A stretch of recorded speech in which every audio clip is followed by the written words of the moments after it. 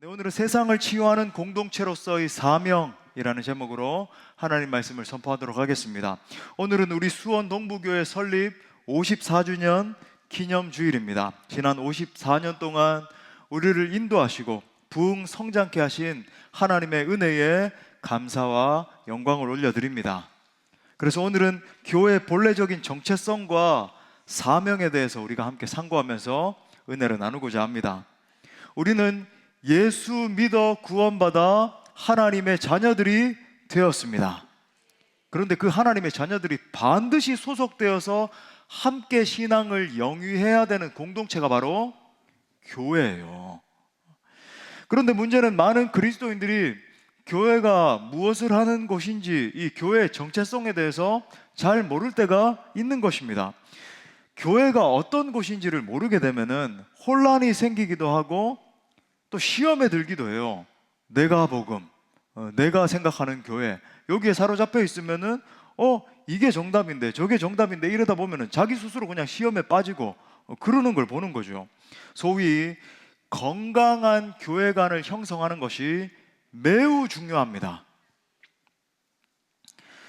요즘은 종종 어떤 분들을 보면 유튜브를 통해서 교회관을 형성하시는 분들이 계세요. 유튜브에서 이 사람이 이야기하는 거, 저 사람이 이야기하는 거 얼마나 혼탁한지 몰라요.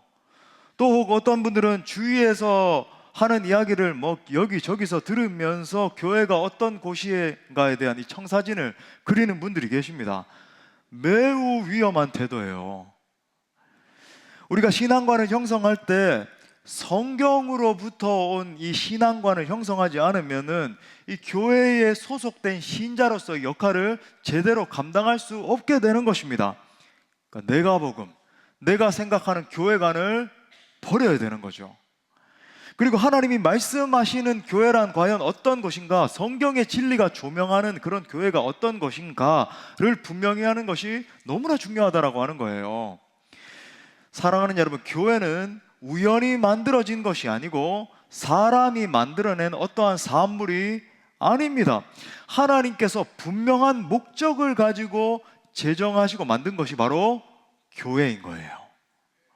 사도 바울은 그의 서신서에서 교회를 그의 몸이라고 이야기를 합니다. 몇 구절만 읽어볼까요? 고린도전서 12장 27절에 보니까 너희는 그리스도의 몸이요 지체의 각 부분이다. 에베소서 4장 12절에도 보니까 이는 성도를 온전하게 하며 이퀴핑 한다는 거예요. 온전하게 그렇게 세운다. 그 다음에 봉사의 일을 하게 하고, 그 목적이 뭐냐면 그리스도의 몸을 세우려 합니다. 또 골로새서 1장 24절에도 보니까 나는 이제 너희를 위해서 받는 괴로움을 기뻐하고 그리스도의 남은 고난을 그의 몸된 교회를 위해서 내 육체에 채운다. 더불어서 예수 그리스도께서 십자가의 죽음과 부활의 사명을 다 하시고 이 지상에 남겨두신 유일한 기관이 바로 교회입니다. 예수님께서 십자가와 부활의 복음, 그죠? 모든 사명을 다 이루시고 승천하시면서 세운 기관이 어떤 정부의 기관이 아니고 어떤 선교 단체가 아니고 교회인 줄 믿습니다. 유일해요. 교회예요. 그런 면에서 교회는 그리스도 중심적이 돼야 됩니다. 예수 그리스도를 증거하고 예수 그리스도를 나타내는 것이 교회의 본래적인 역할인 것입니다. 그러므로 이 세상 사람들이 교회를 통해서 알아야 되는 것은 과연 무엇인가? 오직 예수 그리스도이십니다. 또 우리 그리스도인들이 집중해서 알아가고 경험하고 또 증거해야 되는 것이 무엇인가? 바로 오직 예수 그리스도신 줄 믿습니다. 그러므로 교회의 관건이라고 하는 것은 사람이 얼마나 많이 모이는가, 그 교회가 얼마나 대단한 위세를 자리하고 있는가, 아니면은 뭐 엄청나게 대단한 시스템을 갖추고 있는가에 있지 않다라고 하는 거예요. 우리는 교회를 통해서 오직 예수 그리스도의 일을 알고 예수 그리스도를 나타내는 것에 집중해야 되는 것입니다. 그런 의미에서 교회는 복음 중심, gospel centered, 그죠? 복음 중심이 돼야 된다는 말이에요. 우리 한번 따라합시다. 복음 중심, 그리스도 중심. 예. 물론 오늘날 우리 교회들의 모습을 살펴볼 때 참 연약하고 부족한 점들이 많이 있다는 것이 사실이에요. 그러니까 우리가 이제 자기 의에 충만하게 되면은 꼭 어떤 다른 누군가를 판단합니다. 아우, 큰 교회 그 누가 뭐를 잘못했고, 아니에요. 우리는 우리 자신의 모습을 자성해야 되죠. 내 자신의 모습. 우리가 정말 이 성경의 진리에 비추어서 내 자신의 모습, 우리 그리스도인들의 모습을 자성해 볼 때, 예수님을 따른다라고 하지만 연약해서 죄를 짓고 쓰러지고 말씀대로 살지 못하는 모습들이 너무 많다라고 하는 거예요.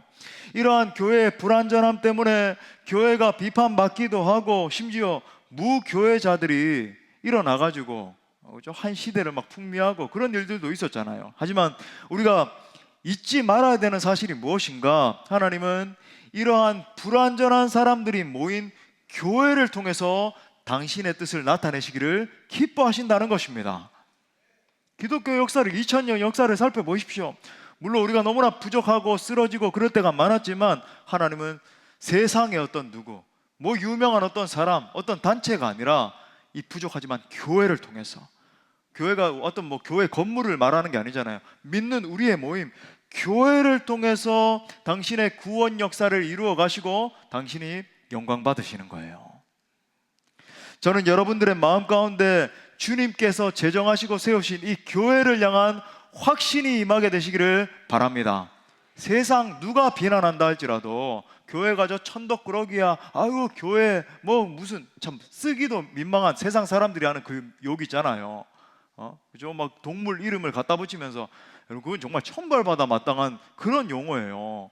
그런 말을 하면서 우리를 조롱하고 비난하고 한다 할지라도, 여러분만큼은 하나님이 제정하신 예수 그리스도께서 세우신 교회를 향한 확신이 있으셔야 된단 말이에요. 교회만이 유일한 세상의 대안이다. 그죠? 그래서 오늘은 교회가 어떻게 해서 이 세상의 유일한 치유 공동체가 될 수 있을 것인가에 대해서 함께 상고하면서 은혜를 나누고자 합니다. 말씀을 통해서 이 세상을 치유하는 공동체로서의 확실한 정체성을 붙드시고 주님 다시 오시는 그날까지 그 사명을 올곧게 감당하는 저와 우리 모두가 될 수 있기를 간절히 축복합니다. 세 가지로 살펴보겠습니다. 첫 번째는, 주님은 오직 교회를 통해서 당신의 구원 역사를 펼치십니다. 우리 한번 따라합시다. 오직 교회를 통해서 당신의 구원 역사를 펼치신다. 여러분 타협하지 마십시오. 교회의 궁극적인 존재 목적은 잃어버린 영혼을 구원하는 것입니다. 사회복음이 아니에요. 교회가 존재하는 이유가 정치 운동하는 것이 아닙니다. 여러분 주님이 이 세상에 교회를 세우신 목적이 무엇인가? 죄로 인해 망가져서 방황하고 있는 그 잃어버린 영혼들을 구원하시기 위해서 교회를 세우신 거죠. 여러분 우리가 성경 말씀에 직면하고 성경에 그죠? 깊이 빠져들면 어떤 진리에 직면하게 됩니까? 모든 사람들이 죄인이라고 하는 뼈아픈 사실에 직면하게 되는 것이죠. 여러분 인류가 왜 이렇게 신음하고 있고 고통당하고 있는가? 인류 아래에 놓여있는 무서운 사망, 죄로 인한 진노를 만나게 되더라는 거예요. 우리 인생들이 전부 다 허덕이잖아요. 가만히 보면 뭐가 대안이고 문화를 엄청나게 개발시키면은 거기에 막 유토피아가 있을 것 같고, 아니에요. 삶이 힘든 이유, 인생들이 방황하는 이유는 생존 문제 때문이 아니라, 문화가 덜 발달됐기 때문에 그런 것이 아니라 죄의 무거운 짐 때문입니다. 우리 예수님 율법과 죄의 짐을 지고 허덕이며 그렇게 걸어가는 영혼들에게 이렇게 말씀하신 거예요. 마태복음 11장 28절에 보니까 수고하고 무거운 짐진 자들아 다 내게로 오라, 내가 너희를 쉬게 하리라.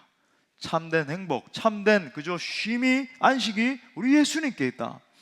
사랑하는 여러분, 우리 그리스도인들은 항상 영적인 눈을 뜨고 본질을 볼 수 있어야 돼요. 현상이 둥둥둥둥 떠다닙니다. 여러분 역사를 보면 현상은 계속 왔다 갔다 했어요. 계속 좌충우돌, 그죠? 왔다 갔다 했습니다. 그런데 우리 그리스도인들은 그 현상에 주목해서 일희일비, 왔다리 갔다리 그렇게 하면 안 되고, 항상 본질을 바라보면서 올곧게 무엇을 추구해야 될지를 바라봐야 되는 거죠. 질문합니다. 사람들이 왜 평화를 누리지 못하고 있을까요? 왜 사람들을 유심히 관찰해 볼 때 전부 다 안식을 얻지 못하고 있잖아요. 끊임없는 불안 속에서 떨면서, 요즘 유튜브 같은 데 가끔 보면은 얼마나 불안할까요? 뭐 공허할까요? 이래서 심리 상담가들이 인기를 끌고, 그죠? 전부 벌벌 떨고 있어요. 가만 보면 불안에 떨고 있고. 왜 그럴까요? 왜 우리 인간들의 이 존재를 면밀히 관찰해 볼 때 근심과 염려와 걱정이 사라지지 않을까요? 더 거시적으로 보면 왜 이 지구상에 끊임없이 전쟁이, 그죠, 발발해서 수많은 사람들이 살육당하고 어린 아이들이 끔찍한 일을 겪고 여인들이 학대를 받고 있을까요? 또 경제 구조적으로 볼 때 어떤 나라에는 어떤 사람들은 물질이 넘쳐나고 음식물 쓰레기가 산더미처럼 넘쳐나는데, 어느 나라에는 하루에 1달러가 없어가지고 완달러 그러면서 쫓아다니면서, 그죠, 그 일불 하나 얻으면 겨우겨우 줄임배를 채우고 애들이 말라 비틀어져 가지고 파리가 버글버글 달라드는데도 그거 하나 쫓을 힘이 없어서 굶주려서 죽어가고 있고. 왜 그럴까요? 그 원인을 거슬러 올라가면, 사랑하는 여러분 잘 들으십시오, 정치 문제가 아닌 것입니다.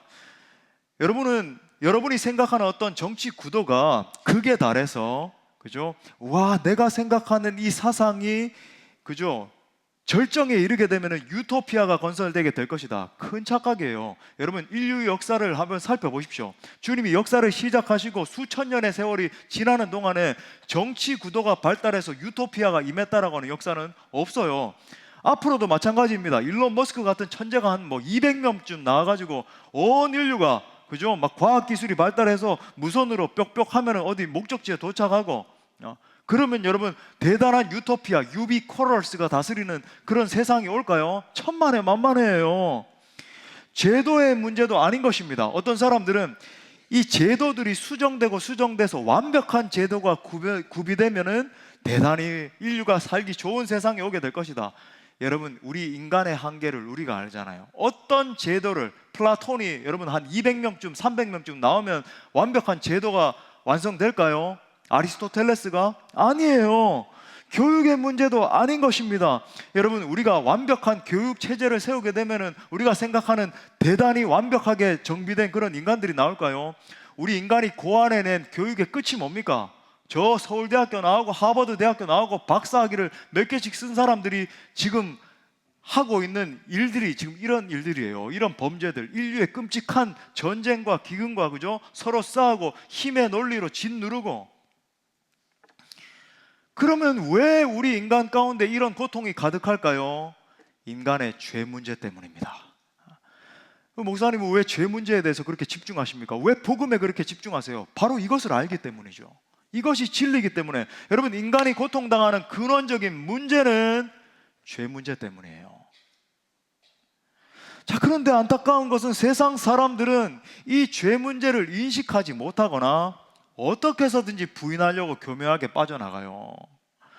죄가 인간 고통 문제의 근원인데도 불구하고 죄에 대해서 무지할 뿐만 아니라 그것을 다루려고도 하지 않습니다. 여러분이 교보문고 가서 오늘 오후에 이제 친구들과 우리 아이들과 데리고 가서 사회사상, 그죠, 윤리사상, 뭐 도덕사상 한번 다 찾아보세요. 교묘하게 어떻게 해서든지 인간의 죄 문제가 없다라고 하는 것을 덮고 자신이 추구하는 사상을 발달시키면은 대단히 행복하고, 그죠, 대단한 기쁨을 얻게 되고 완벽한 어떤 유비쿼러스를 얻게 되고, 이런 사상이 넘쳐난다라는 것을 보게 될 것입니다. 왜 그럴까요? 이 문제를 덮는 거예요.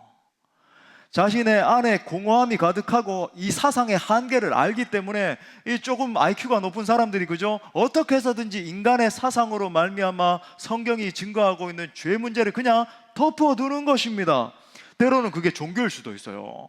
아이고, 종교 성철 스님 가르침 앞에서 한번 진리를 들어보자. 힌두교 3만 개가 아니고 3억 개입니다. 3억 개의 신을 섬기면은 대단히 평강을 얻게 되고 삶이, 여러분, 그 결과가 인류가 지금 이 끔찍한 일을 겪고 있는 거죠. 자, 그렇다면 교회는 어떤 곳인가? 타협하시면 안 돼요. 이 세상이 계속해서 덮고자 하는 죄 문제를 다루는 곳입니다. 그게 교회예요. 죄가 무엇인지, 또 내가 얼마나 끔찍한 죄인인지, 인류가 이 죄악의 문제 때문에 얼마나 끔찍하게 고통당하고 있는지를 확인시켜주는 것이 바로 교회라고 하는 거예요. 그러니까 교회에 나와서 하나님의 말씀에 귀를 기울이다 보면 내 속에 깊이 숨어있는 죄가 들추어지는 거예요. 그러니까 말씀을 제대로 들으면, 여러분 보세요, 말씀을 진짜 제대로 직면하고 듣게 되면 마음이 불편해지죠. 불편해져요. 아니, 목사님 말씀 듣고 나면 마음이 편안해지고 위로가 되고 눈물이 나고, 그게 정상 아니에요. 아니에요. 정말 진리라는 게 truth잖아요. 옳고 그름이잖아요. 진짜 하나님 앞에 올곧은 이 진리의 말씀이 내 패부 속에 임하게 되면 더 깊은 고민에 빠지게 돼요. 내가 얼마나 끔찍한 죄인인지, 이 사회가 죄로 인해서 얼마나 끔찍하게 병들어 있는지, 그죠? 끔찍하게 병든 사람들이 나서서 뭔가를 한다 그러니까 오만 사람들이 이렇게 짓눌려 가지고 끔찍한 일을 당하고 있고, 그런데 여러분 분명한 건 뭡니까? 진리의 말씀이 선포되면 내 속에 죄가 건드려지고 내 속에 추한 부분들이 터져나오게 된다. 여러분, 회개라는 게 여러분 근본이 그거거든요. 진리의 말씀이 임할 때 견딜 수가 없는 마음이 임하는 거죠. 여러분, 이 사회가 구조가 개혁이 되고 사람들 가운데 어떻게 하면 하나님 나라가 구현될까요? 사람들 속에 근본적인 죄 문제가 다루어지지 않고서는 결코 근본적인 치유는 일어나지 않습니다. 어떤 교회가 좋은 교회입니까? 내 속에 숨어있는 흉악한 죄에 직면하게 해주는 교회가 좋은 교회예요. 암 환자가 병원에 찾아갔는데 의사가 하는 말이 괜찮아요, 별일 아닙니다, 사탕 하나 이렇게 빨아 드세요, 이거 달콤해요, 괜찮으니까 그냥 집에 가서 편안하게 쉬십시오, 다음에 한 2달 뒤에 보겠습니다 하면 여러분 좋은 의사입니까? 정말 고통스럽지만 정확하게 진단을 내리고 아프지만, 그죠? 이 메스를 대가지고 정확한 수술을 하는 그런 의사가 좋은 의사 아니겠어요? 물론 여러분 쉽게 문제를 해결하는 방법이 있습니다. 아주 강력한 진통제 놔주고, 그죠? 당신 괜찮아요, 평안히 그냥 이렇게 지내다가 오십시오. 또 아프다 그러면은 아이고 별 문제 아니니까 마취 한번 합시다, 이러면 문제가 해결되죠. 고통을 잠재울 수는 있습니다. 하지만 그건 결국 환자를 죽이는 거예요. 환자를 속여가지고, 그죠? 잠시는 고통을 잊게 할지 모르겠지만 그 환자는 결국 죽고 말 것입니다. 우리 예수님께서 성령께서 임하실 때, 성령께서 오시는 역사에 대해서 명확하게 이렇게 언급을 하셨어요. 요한복음 16장 8절에 보니까 그가 와서, 그분은 성령님을 말해요. 그가 와서 죄에 대하여, 의에 대하여, 심판에 대하여 세상을 뭐 하신대요? 책망하시리라. 할렐루야. 여러분, 우리 인간의 궁극적인 고통의 문제를 해결하기 위해서 반드시 죄 문제를 해결해야 됩니다. 이게 궁극이다. 죄 문제를 해결하기 전에는 구원이란 없습니다. 여러분, 죄 문제가 회복되지 않은 인간이 자아내는 어떤 사상이라고 하는 것은요, distorted, 여러분 왜곡될 수밖에 없어요. 비틀어질 수밖에 없어요. 왜? 하나님이 우리 인간에게 근원적으로 허락하신 총명이 뒤틀릴 수밖에 없기 때문에. 내 안에 있는 이 죄 문제에 직면하지 않고서는 여러분 결코 올곧게 그 생명의 복음, 십자가 복음을 받아들일 수 없습니다. 그렇기 때문에 교회는 사람들이 불편하게 여긴다 할지라도 단호하고도 분명하게 이 무서운 죄의 문제에 대해서 지적해야 된다라고 하는 거예요. 그래서 오늘 11절과 14절에서 이렇게 말하잖아요. 11절에 보니까 모든 사람에게 구원을 주시는 하나님의 은혜가 나타났다. 그렇구나. 이 죄 문제에 직면하고 나서야 하나님의 구원의 은혜가 와닿기 시작하죠. 그 사람의 존재를 뒤바꾸는 거예요. 또 14절 상반, 오늘 핵심 구절인데 보니까 그가 우리를 대신하여 자신을 주심은 모든 불법에서 우리를 속량하시고. 아멘. 예수 그리스도께서 우리에게 오신 목적은 분명합니다. 바로 우리 인간의 죄 문제, 끔찍한 이 죄 문제로부터 해방시켜 주시고 영원한 구원을 주시기 위함이에요. 인류의 유일한 소망은 오직 예수 그리스도밖에 없다라고 하는 복음인 것입니다. 죄인이 이 소망의 복음을 만날 때 그 사람의 존재 가운데 그저 전 존재가 회복되는 혁명과 같은 구원 역사가 임하게 되는 거예요. 사도행전 4장 12절 말씀, 여러분 진리의 말씀 우리 담대히 선포하면서 읽겠습니다. 시작. 다른 이로서는 구원을 받을 수 없나니 천하 사람 중에 구원을 받을 만한 다른 이름을 우리에게 주신 일이 없음이라. 또 요한복음 14장 6절 시작. 내가 곧 길이요 진리요 생명이니 나로 말미암지 않고는 아버지께로 올 자가 없느니라. 할렐루야. 물론 교회가 복지도 하고 각종 규제도 하고 인권 문제, 환경 문제, 사회 문제 관심을 가져야 됩니다. 하지만 그 핵심 근원은 무엇인가? 복음을 선포함으로 말미암아 영혼을 구원하고 가정을 건져내고 그것을 통해서 사회가 구원되는 거예요. 복음이 임할 때 갱신이 일어난다. 세상이 지금 절실히 필요로 하는 것은 더 나은 어떤 문화적인 삶이라든지 경제적인 풍요가 아닌 것입니다. 여러분, 경제적으로 제일 풍요한 저 미국이라고 하는 나라에서 벌어지고 있는 일을 보세요. 제 살다 온 샌프란시스코 한중간에 가면 펜타닐 중독이 돼서 좀비들이 버글버글 끔찍한 일들이 일어나고 사람들이 공허하니까 그렇게 되는 거예요. 사랑하는 여러분, 세상이 절대적으로 필요로 하는 일은 죄로부터의 자유, 죄로부터 온 이 엄청난 끔찍한 저주를 끊어버리는 일인 줄 믿습니다. 그러므로 십자가와 부활의 복음을 선포하는 것이야말로 가장 중요한 교회의 사명이며 세상의 유일한 희망이라고 하는 거예요. 여러분, 여기에 타협하시면 안 됩니다. 그렇구나, 저 존재, 허덕이고 있는 존재를 변혁시킬 수 있는 것은 오직 십자가 복음이구나. 저 이혼 위기에 빠져 있고 자녀들이 탈선을 하고 깨어지고 눈물 흘리고 있는 저 가정을 건져낼 수 있는 유일한 것은 십자가 복음이 그저 그 가정을 치유하기 시작할 때, 복음의 원리가 그 사람들의 사상을 다스리고 그 아이들을 다스리기 시작할 때 그 가정이 건져내지는 것이구나. 더 나아가서 이 사회와 전 국가, 온 열방까지도 복음이 임할 때 치유가 임하는 것입니다. 주님은 오직 예수 그리스도를 통한 구원의 복음을 선포하도록 교회를 세우신 거예요. 그러므로 우리 교회는 주님 다시 오시는 그날까지 초심을 잃어버리지 않기를 간절히 바랍니다. 복음, 그죠? 오직 복음 전도와 영혼 구원을 통해서 이 세상에 거룩한 임팩트를 줄 수 있는 우리 교회 될 수 있기를 축복합니다. 자, 두 번째는 교회는 세상과 구별된 거룩한 공동체입니다. 또 따라할까요? 교회는 세상과 구별된 거룩한 공동체이다. 자, 14절에서 사도 바울이 성도의 이 본래적인 정체성에 대해서 이렇게 계속 언급하네요. 보니까 그가 우리를 대신하여 자신을 주심은, 십자가 구속의 은혜를 말하죠. 모든 불법에서 우리를 속량하시고, 그 다음에 뭐라요? 우리를 깨끗하게 하사. 여러분, 예수 그리스도의 십자가는 우리를 죄로부터 거룩하게 하셨습니다. 그러니까 거룩은 교회의 본질이에요. 하나님은 내가 거룩하니 너희도 거룩하라라고 말씀하셨습니다. 또 로마서 12장에서는 너희는 이 세대를 본받지 말라 말씀하셨죠. 교회가 언제 교회될 수 있는가? 거룩할 때 교회됨이 드러나는 거예요. 교회의 매력은, 성도의 매력은 거룩으로부터 비롯되는 것입니다.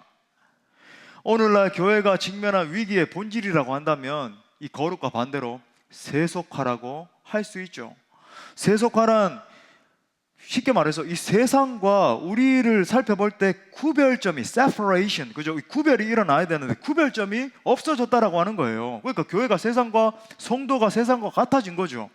질문 던져봐야 됩니다.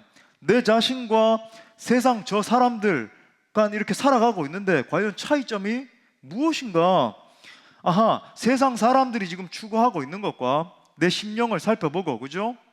할 때 추구하는 것 사이에 과연 구별점이 무엇이 있는가? 세상 사람들은 저런 가치관과 방식대로 저렇게 살아가는데 내 속에 있는 이 근원적인 가치관과 어떤 차이가 있는가 점검해야 되는 것이죠. 제가 점검할 수 있는 세 가지 기준점을 드리겠습니다. 교회와 성도들, 요한계시록에 보면 교회와 성도를 무너뜨리는 세 가지 세력이 비유적으로 나옵니다. 첫 번째는 뭐냐면은 바다에서 나온 짐승이 나와요. 바다에서 나온 짐승. 이건 뭐냐면은 무력을 사용해서, 공권력을 사용해서 교회를 핍박하고 짓밟는 세력을 상징합니다. 예를 들어 기독교 역사 가운데 나치가 있었잖아요. 저 3월 달에 개봉할 줄 알았는데 4월 달에 개봉하더라고요. 디트리 보네포 목사님. 와, 우리 성도들이 참 보면 좋겠다. 보네포 목사님이 그죠? 나치 정권에 대응해서 그 시대에서 정말 선한 능력으로 일어서리 하면서 그렇게 맞섰잖아요. 그 나치라든지 아니면 또 우리는 너무 가깝게 있잖아요. 저 북한에 있는 저 정권, 정치적으로 핍박함을 통해서 성도들을 짓누르고 예수님 올곧게 믿지 못하게 만들고 그런 거예요. 자, 두 번째는 땅에서 나온 짐승에 대해서 이야기를 하거든요. 이건 뭔가? 이것은 거짓된 진리로 사람들을 혼란하게 만드는 이단들을 상징하는 것입니다. 요즘 이단들이 기승을 부리고 있죠. 이단이 왜 이단인가 명확하죠. 기존에 순수하게 복음을 따르는 교회를 뒤흔드니까 이단인 거예요. 가짜니까 그죠? 진짜를 바라보면서 질투하는 거예요.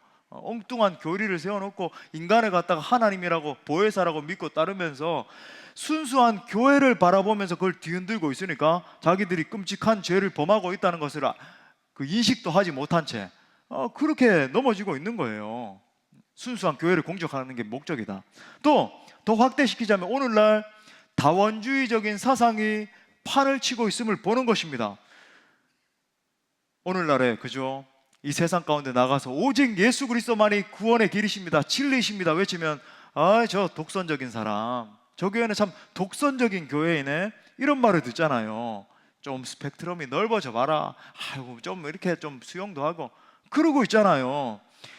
오늘날 가만히 살펴보면 각 세대마다, 요즘은 또 그래요. 놀랍게도 각 세대마다 그리고 성별마다 첨예하게 다른 이데올로기를 숭배를 하면서 물질주의에 빠져있다 하더라도 다른 이데올로기가 각 세대마다 다 달라요. 아주 첨예하게 그렇게 있으면서 갈등하고 분열하고 참 그런 용어 쓰기에도 민망한 서로 용어들을 사용하면서 공격하고 비꼬고, 그러니까 이런 사상과 이데올로기로 사람들을 혼란스럽게 만들고 하다 보니까 실제 영적으로도 굉장히 혼탁한 시대가 됐습니다. 뭐 킹제임스 버전 많이 영감받은 하나님의 말씀이니 이런 사람이 그죠? 아주 막 극단적인 정치 사상을 이야기하고 하니까 거기 사람들이 뭐 50만 명이 팔로워가 붙고 그러고 있어요. 정모모 씨라고 지금 이단으로서 지금 정죄되려고 지금 교단들마다 올라가고 있는데, 그런데 성도들이 구분을 하지 못하고 빠져가지고 야, 이 사람 팔로워 많으니까, 많은 사람이 시청하니까 진리인가 보다 엉뚱한 이야기는 하고 있고. 여러분 왜 그런지 아세요? 그 사람이 그 킹제임스 버전 한국본을 번역을 했어요. 그러니까 그 성경이 많이 팔리면 그 사람에게 재정적인 이익이 돌아가니까 그런 말을 하고 다니는 거예요. 항상 보면 뒤가 찜찜한 그런 이단들은 보면은 그런 게 있다고요. 세 번째는 바벨론의 음녀가 나오죠. 바벨론의 음녀. 이건 뭐냐면 쉽게 말해서 음란한 죄악으로 교회를 타락시키려고 하는 세력들을 말합니다. 여러분 이 마지막 때 음란함이 성도들의 심령을 노리고 교회를 뒤흔들어 놓는 일이 얼마나 많나요? 요즘 이 SNS 콘텐츠에 음란 콘텐츠가 얼마나 많이 있고, 여러분 우리 아이돌 가수들 이렇게 시청하게 하면서 뭐 장원영이니 뭐니 따라하게 만들고 춤, 절대 그러시면 안 됩니다. 얼마나 그 가사나 그런 것들이 음란하기 짝이 없고 콘텐츠들이 난무하고, 또 이건 어떤 의미에서 이 음란함이라고 하는 것은 포괄적으로 이 세상 사람들을 잠식하고 있는 물질주의를 또 나타낸다라고도 볼 수 있죠. 오늘날 수많은 사람들이 하나님과 돈을 적당한 수준에 놓고 같이 섬기고 있으면서도 나는 거룩한 예배자네, 이렇게 착각 속에 빠져 있단 말이죠.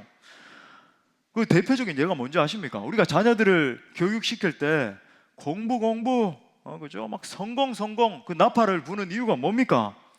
혹시 그 심리 속에 나중에 더 돈 잘 버는 사람 만들게 하기 위한 목적이 숨어 있는 것 아니에요? 물론 뭐 하나님의 영광을 위해서 공부 열심히 하는 것 열심히 해야 됩니다. 열심히 해야 된다고 저도 생각해요. 그게 아니라 우리가 아이들을 그렇게 막 닥달을 하고 교육하는 그런 내면에 어떻게 해서든지 이 사회의 삼각구도 피라미드의 정점에 서게 만들려고, 그래야지만 더 많은 돈을 획득할 수 있고 그죠? 편안한 삶을 누릴 수 있으니까 그런 사람 만들려고 하는 교묘한 심리가 껴있는 것 아닙니까? 은연중에 모든 문제의 해결책이 돈이라고 하는 이 사상이 교회 안에도, 성도들 안에도 스며들어 있는 거예요. 지금 성경이 경계하고 있는 것은 이 같은 음란과 돈의 생각이 잠식되어 있으면 결국 우리의 영혼을 잃어버리게 된다는 것을 말해주고 있는 거예요. 생각만이 아니라, 그 컨텐츠에 빠져있는 그 사람만이 아니라 결국은 그 영혼을 잃어버리게 될 것이다. 교회의 위기는 다른 것이 아닙니다. 여러분, 소돔과 고모라가 단순히 타락했기 때문에 멸망한 게 아니에요. 의인 10명을 찾을 수 없었기 때문에, 거룩함이죠, 구별됨이죠. 그것이 없었기 때문에 하나님의 심판이 임한 것이에요. 교회는 거룩함 자체로 능력을 발휘하는 공동체입니다. 거룩함이 능력이다.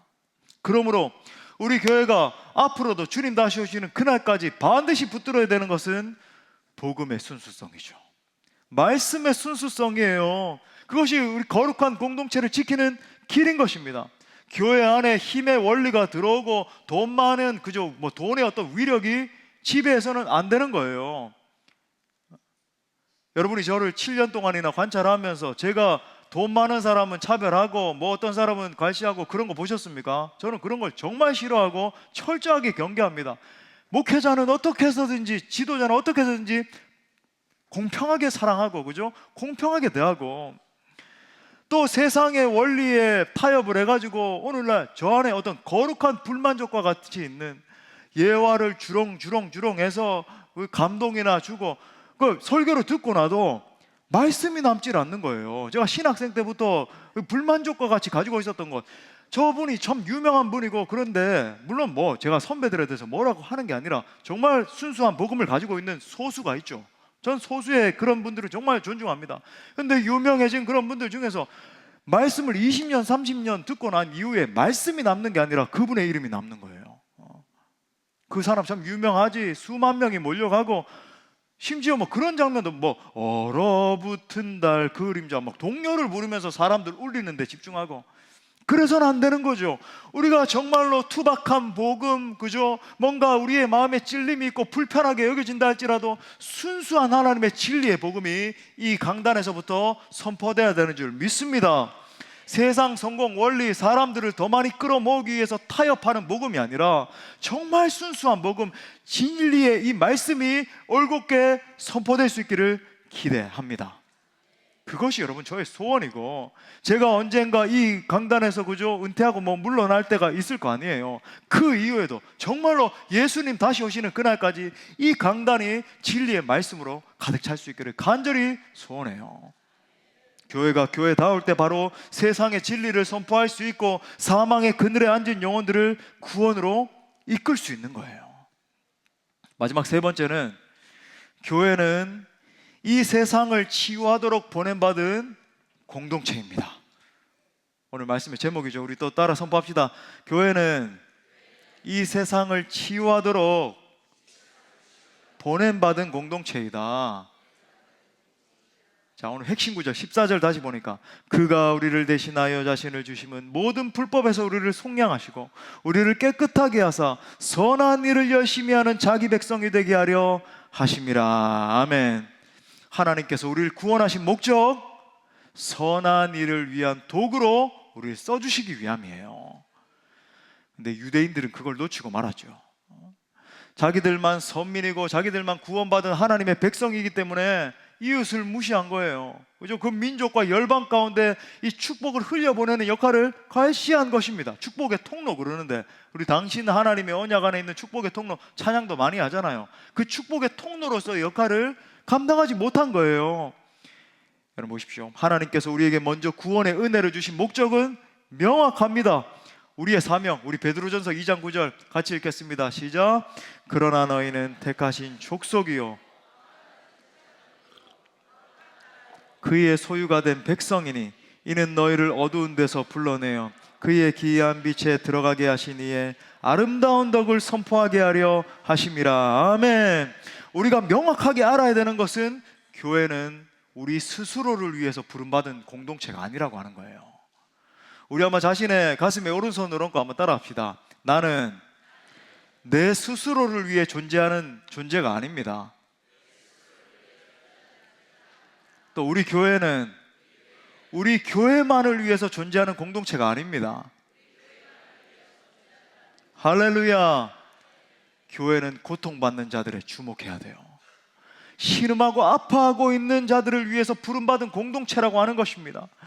그러니까 교회는 이 세상이 악하고, 그죠? 이 세상 사람들 참 이렇게 힘들다 할지라도 그들에게서 등을 돌려서는 안 되는 거예요. 우리는 무너져 있는 그 사람들에게 복음으로 손을 내밀어야 됩니다. 우리의 신앙은 세상 한가운데서 표현돼야 되는 거예요. 신앙의 실력이라고 하는 것은 교회 안에서 드러내고 교회 안에서 영향력을 더 많이 가지고, 그게 아니고 온 세상에 죽어가고 있는 영혼들을 살려내는 것을 통해서 신앙의 실력이 드러나는 거예요. 그러므로 우리는 이웃들의 아픔과 연약함에 관심을 가지고 손을 내밀어야 됩니다. 가난한 자, 소외된 자, 방황하는 또 수많은 다음 세대, 기댈 곳이 없는 이 외국인 노동자들. 제가 통계해 보니까, 그죠?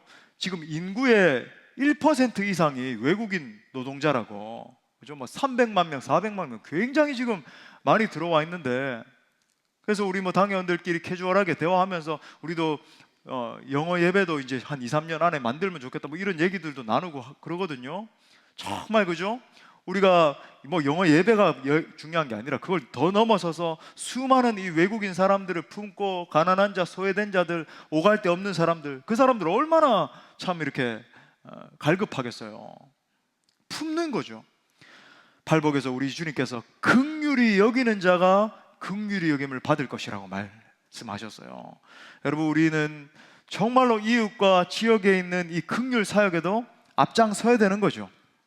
더 나아가서 가장 궁극적으로는 이제 올 것이 왔구나. 결론은 버킹검, 그죠? 방황하고 있는 그 영혼들에게 생명의 복음을 전해야 됩니다. 여러분, 우리가 사도행전을 통해서 계속해서 목도하고 있는 사실이 뭐죠?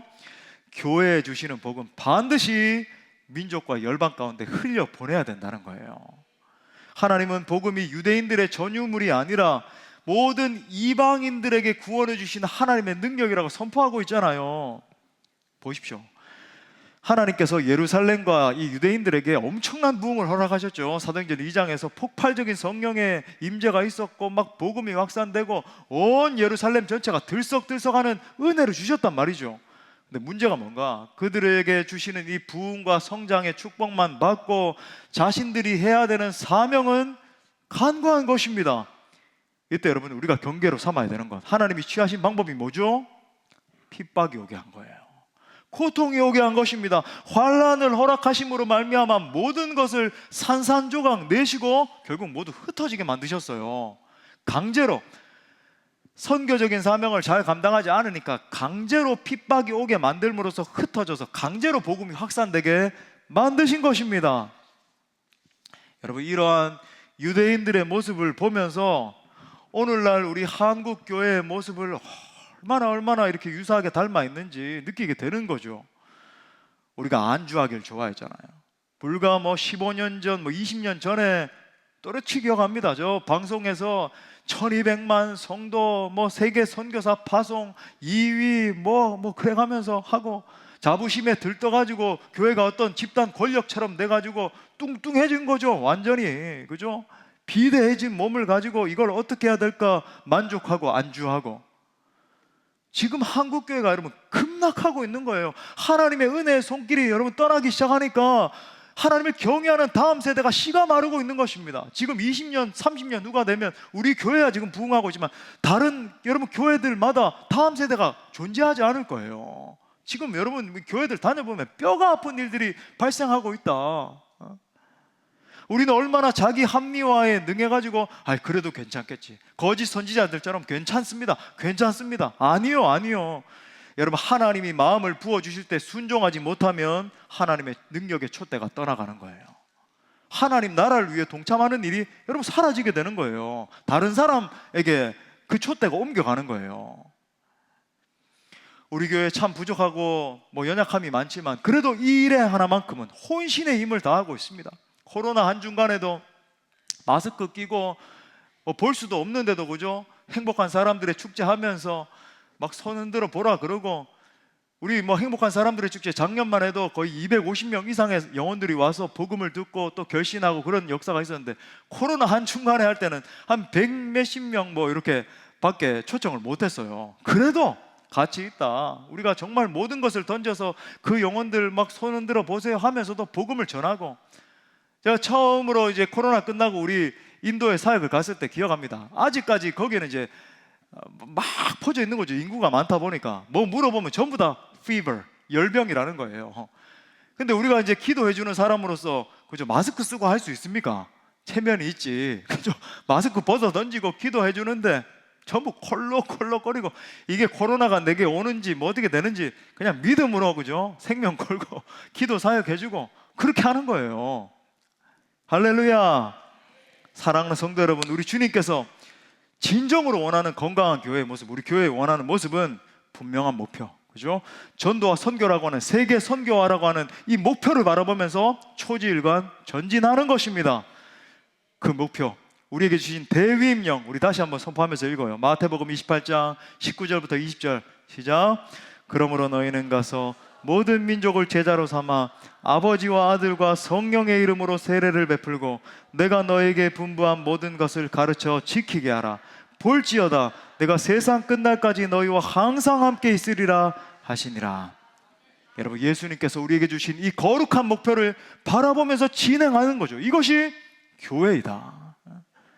우리에게는 그분의 명령을 따르고 바라보면서 달려가는 흥분과 감동이 있는 것입니다.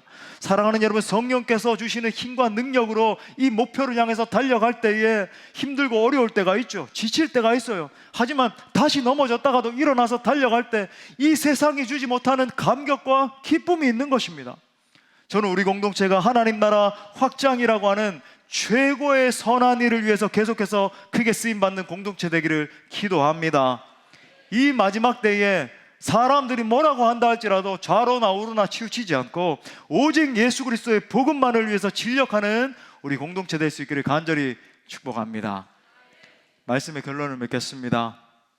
어제 임직 및 은퇴 감사 예배가 있었습니다. 영광스러운 예식 가운데 하나님께서 함께 하시고 또 귀한 일꾼들이 세워짐에 참으로 감사한 시간이 됐어요. 그런데 예식 중에 이 권면의 시간이 됐는데 한 선배 목사님이, 저는 그 얘기 들으면서 참 민망하더라고요. 저는 누군가 뭐 그런 얘기하면 참 민망해요. 임재흥 목사님은 사륜 구동 자동차와 같은 분이시다 이야기를 하면서 이제 칭찬과 격려의 말로 이렇게 들었습니다. 그런데 참 제가 감사하게 생각됐던 포인트는 다름이 아니라 우리 성도님들이 이구동성으로, 그죠, 외친 그 말 한마디 때문이었어요. 그 선배 목사님이, 그 임 목사님이 지니고 있는 그 사류는 첫 번째 말씀, 두 번째 기도, 세 번째 찬양이라고 한 다음에 우리 성도들에게 이제 질문하는 거죠. 마지막 네 번째 바퀴는 뭔 것 같습니까? 이렇게 질문하니까 그 현장에 있는 성도들이 무슨 짠 것도 아닌데 하나같이 선교 그러는 거예요. 전도와 선교, 그죠? 그 목사님이 생각했던 정답은 이제 다음 세대를 이끄는 감성, 이거였거든요. 근데 우리 모든 성도님들이 굉장히 표정도 제가 봤죠. 굉장히 천진난만하게 당연하다는 듯이 합심해가지고 빵글빵글 웃으면서 선교 이렇게 외치는 말을 들으면서 순간 울컥했어요. 마음에 감사한 마음이 들었습니다. 아, 우리 성도들이 영적 리더인 담임 목사의 마음속에 있는 비전을 정확하게 함께 품고 있구나. 그리고 우리 성도들도 기쁜 마음으로 그 비전을 따르고 있구나 느껴졌습니다. 사랑하는 형제 자매 여러분, 하나님께서 우리 교회를 사랑하십니다. 하나님께서 우리 교회와 함께 하십니다. 하나님께서 우리 교회를 통해서 수많은 영혼을 구원하는 영원한 꿈을 이루어 주실 것입니다. 하나님의 능력의 말씀이 증거되고 성령께서 힘과 능력을 더해 주시면 점점 더 흥황하고 번성하게 될 것입니다. 우리를 통해서 이 민족과 열방 가운데 하나님 나라를 확장하는 사명을 반드시 이루어 주실 것입니다.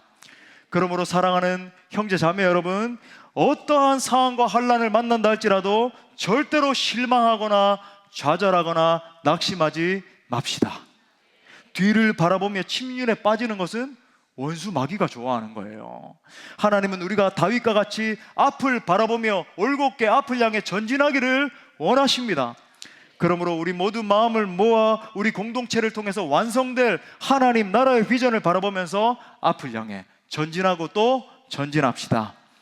아무쪼록 앞으로도 우리 공동체를 통해서 온 세상을 치유하는 그 궁극의 목적을 이루실 하나님을 기대하면서 우리 모두 마음껏 쓰임받을 수 있게 되기를 간절히 축원합니다. 우리 말씀을 주신 하나님께 영광의 박수 올려드리겠습니다. 다 같이 일어나셔서 함께 찬양하고 기도합시다. 하나님, 우리를 거룩한 공동체로 사용하여 주옵소서. 우리에게 소원이 하나 있네. 주님 다시 오실 그날까지 우리 가슴에 새긴 주의 십자가 사랑 나의 교회를 사랑케 하네. 주의 교회를 향한 우리 마 희생과 포기와 가난과 고난 하물며 죽음조차 우릴 막을 수 없네. 우리 교회는 이 땅에 아멘. 교회를 교회되게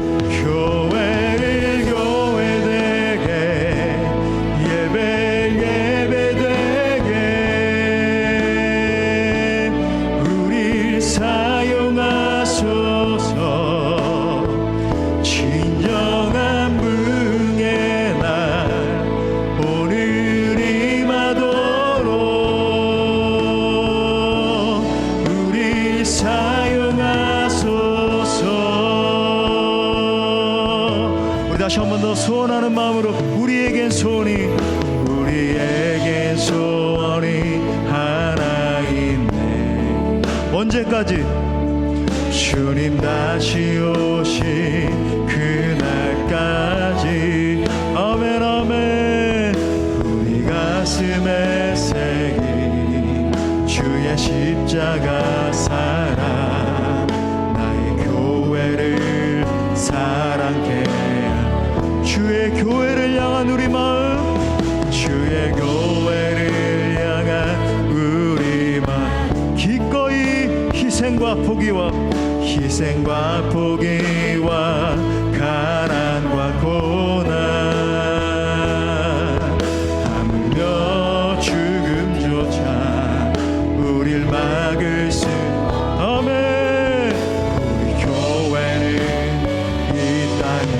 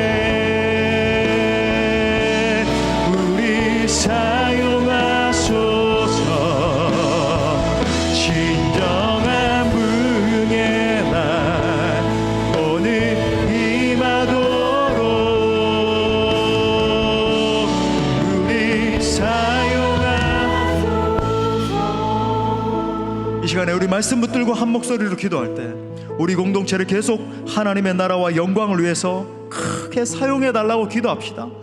특별히 병들어 있는 이 세상과 수많은 영혼들을 치유하는 공동체, 회복시키는 건전제, 물에 빠져서 울고 있는 저 영혼들을 건져내는 공동체로 사용해달라고 기도합시다.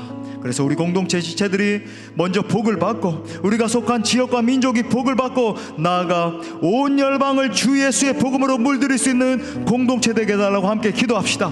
함께 기도할 때 살아계신 주님, 우리 교회가 사도행전의 교회들과 같이 더욱 본질적인 사명에 집중하는 교회로 서 나가게 하여 주옵소서. 54년 동안 지금까지 교회에 복을 주신 하나님, 앞으로도 주님 다시 오시는 그날까지 사명 감당케 하여 주옵소서. 사랑으로 하나 되게 하시고 한 비전을 붙들고 끝까지 충성하는 공동체 되게 해주십시오. 성령 충만함을 주옵소서. 우리를 사용하소서. 기도합시다.